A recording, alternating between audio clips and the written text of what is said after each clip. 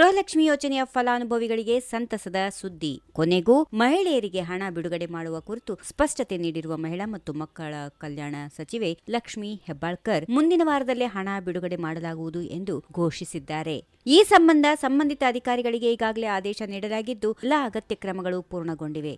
ತಾಲೂಕಾ ಪಂಚಾಯತ್ ಮೂಲಕ ಹಣ ನೇರವಾಗಿ ಫಲಾನುಭವಿಗಳ ಬ್ಯಾಂಕ್ ಖಾತೆಗೆ ವರ್ಗಾಯಿಸಲಾಗುವುದು. ಯಾವುದೇ ತಾಂತ್ರಿಕ ತೊಂದರೆ ಅಥವಾ ವಿಳಂಬ ಇಲ್ಲದೆ ಹಣ ಜಮೆಯಾಗಲಿದೆ ಎಂದು ಅಧಿಕಾರಿಗಳು ಭರವಸೆ ನೀಡಿದ್ದಾರೆ. ಹಣ ಬಿಡುಗಡೆಗೆ ಹಲವು ತಿಂಗಳಿನಿಂದ ವಿಳಂಬವಾಗಿತ್ತು. 3 ತಿಂಗಳ ಹಣ ಸಿಗದೆ ನಿರೀಕ್ಷೆಯಲ್ಲಿದ್ದ ಫಲಾನುಭವಿಗಳು ಸರ್ಕಾರದ ವಿರುದ್ಧ ಆಕ್ರೋಶ ವ್ಯಕ್ತಪಡಿಸಿದ್ರು. ಮುಖ್ಯಮಂತ್ರಿ ಸಿದ್ದರಾಮಯ್ಯ, ಉಪಮುಖ್ಯಮಂತ್ರಿ ಡಿಕೆ ಶಿವಕುಮಾರ್ ಮತ್ತು ಆಹಾರ ಸಚಿವರಾದ ಕೆ ಹಚ್ಚೇಗೌಡರು ಪ್ರತಿಕ್ರಿಯೆಗಳ ಬಳಿಕ ಕೊನೆಗೂ ಸಚಿವೆ ಲಕ್ಷ್ಮೀ ಹೆಬ್ಬಾಳ್ಕರ್ ಸ್ಪಷ್ಟನೆ ನೀಡಿದ್ದು, ಬಾಕಿ ಉಳಿದ ಹಣ ತಕ್ಷಣವೇ ಜಮೆ ಆಗಲಿದೆ ಎಂದು ಹೇಳಿದ್ದಾರೆ.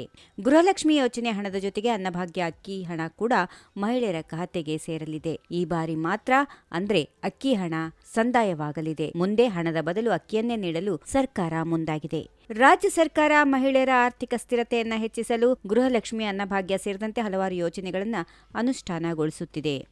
ಈ ವಿಡಿಯೋ ನಿಮಗೆ ಇಷ್ಟವಾದಲ್ಲಿ ಲೈಕ್ ಮಾಡಿ, ಶೇರ್ ಮಾಡಿ, ಸಬ್ಸ್ಕ್ರೈಬ್ ಮಾಡಿ.